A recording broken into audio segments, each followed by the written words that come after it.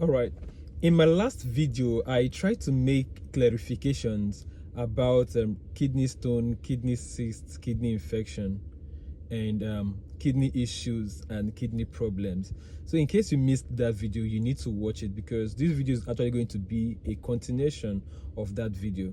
Okay, because I needed to also clarify what hydronephrosis is and how hydronephrosis is actually different from kidney cysts, because these are the two things people are confused about. Okay, not like medical personnel are confused about, patients are confused about it.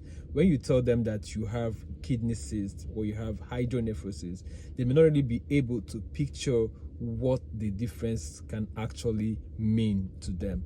Okay, when it comes to kidney cyst is a like I said in the other video, is a fluid-filled sac, meaning to say either on the surface of the kidney or inside the kidney. Okay, meaning to say that there is a sac that now contains fluid inside.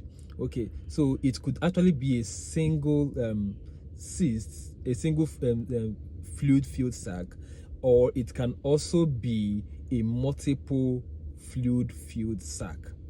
I don't know if you're understanding. Meaning to say that someone can actually have multiple of these fluid-filled sac scattered all over their kidneys, and someone can also just have one fluid-filled sac in their kidneys. Okay, we also likened this what do we call it? We also likened the cysts, okay, to be like a boil that has fluid inside.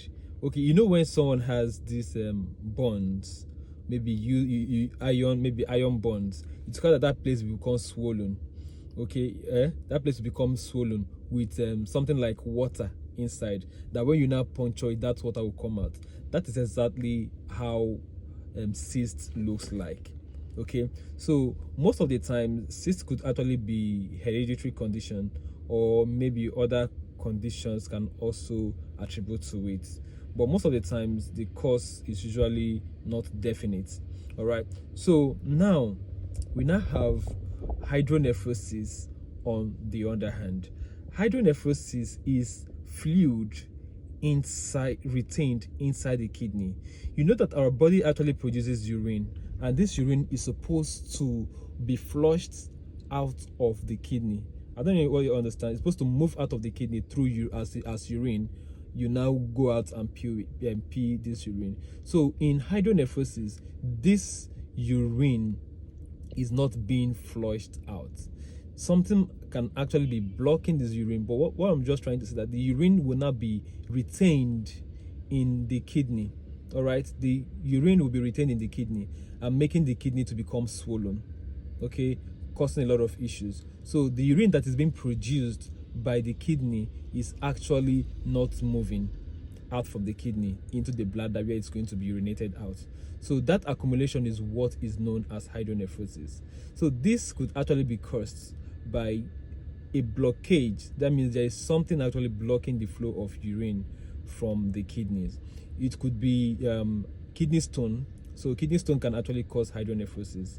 All right, so I've seen a lot of people who have kidney stone, that their kidney stone leads to hydronephrosis, and I tell people that if you have kidney stone and it's actually causing hydronephrosis for you, it means that you need to take serious action and you need to start acting immediately. It means that the kidney stone is actually causing obstruction, and when kidney stone start causing obstruction, this hydronephrosis we are talking about can actually lead to infection, and infection of the kidney is a very serious one, because by the time the kidney cells begin to die, the kidney cells does not replicate itself. Okay, so it means that when it begins to die, nothing can be done to salvage the kidneys, nothing can be done to revive it. That is why we are running away from it, and that is why I'm making this video, to make you aware. So if you have anything that is causing you to have hydronephrosis, have obstruction of the kidneys, you need to start acting immediately. So when this happens, this person will start having severe back pain. Person will also have frequency urination. In fact, almost everything that you actually notice when you start having kidney stone, you will start noticing it, and it might actually be doubled because of the presence of hydronephrosis. Infection will set in, painful urination, and all the rest of them. So the only way you need to know, like, okay, not only kidney stone can cause hydronephrosis, it could also, anything that causes obstruction to the flow of urine around the UTI, around the urinary tract, can actually cause hydronephrosis. We have some congenital issues where some people are born with tiny pelvis. So this tiny pelvis can actually cause urine not to flow properly. We can have repeated attack of infection leading that causes strictures. The part that urine usually come out from becomes what they call it, become narrowed, okay, and urine will not be able to flow out properly. All right, so having said that, we also have cancers, yes, like prostate cancers or prostate enlargement. It can also cause this condition, hydronephrosis. Then we've talked about stone, we've talked about every other thing. So these are the things that primarily could actually, even someone who is having reflux, there's something we call vesical urethral reflux. So this vesical urethral reflux can actually cause the backflow. It actually means the backflow of urine into where it is actually coming from. So it gets to that place, that big, it starts accumulating. So it could actually cause hydronephrosis. So these are the things that can actually cause hydronephrosis. And hydronephrosis is actually graded into grade 1, 2, 3, and 4. Okay, so just like kidney failure, CKD, chronic kidney disease we discussed yesterday, is graded as stage 1, stage 2, stage 3, stage 4, and stage 5.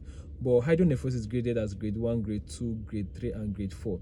So grade 1 is the mild part, is the mild one that you can actually work on by, if it is kidney stone that is causing obstruction. Well, by the time you remove it will start working. Everything will go back to normal. So sometimes it will not become at stage 4 that may actually need something we call pyeloplasty, a surgery that can be done to relieve and to also solve the problem of hydronephrosis. I don't know if you are following me. Okay, these are the things that you can also do. We also have some situations, some very mild situations where you can also do what we call stent application. By the time you do stent application, you can also get rid of it. So most times this is accompanied with infection, so you need to be very careful of what you're doing. So that is why you need if you have any ill health, you have any problem with your health, you need someone who is knowledgeable to guide you. So one of the things that you need to do when you feel that you need medical attention is to find out what the problem is. So if you're having lower back pain and you're watching this video, I'm going to advise you to do abdominal ultrasound scan. A lot of persons will do scan and they say that they've been doing scan and nothing is being found. Okay, when the abdominal ultrasound scan fails, you need to upgrade to the place where you have to do what we call CT scan, okay, or MRI as the case may be. This will give us a definite idea of what is happening, because when diagnosis is properly done, it makes treatment time shorter, it saves you money, and it saves you cost. And sometimes our people complain that going for tests can actually be expensive. So they want you as a medical practitioner to be able to look at them and tell them what the problem is and start treatment immediately. Yes, we are humans, we are professionals, but we can also make mistakes, okay, because no two sicknesses look alike. No two sicknesses are the same, even though they may actually look alike. And two persons suffering from the same sickness may not have the same manifestation. So it's actually proper for you to go through this person's health history, recommend the proper investigation that this person needs to do, and after that begin to treat the person. And at the end of the day, you also need to do a follow-up management so that you know if what you have actually treated is what has been solved. So if it has not been solved, you can actually take actions for you to be able to resolve it. I'm Onovo Victory, and I'm your kidney health coach, committed to giving you wonderful health education, especially as it concerns your kidney health.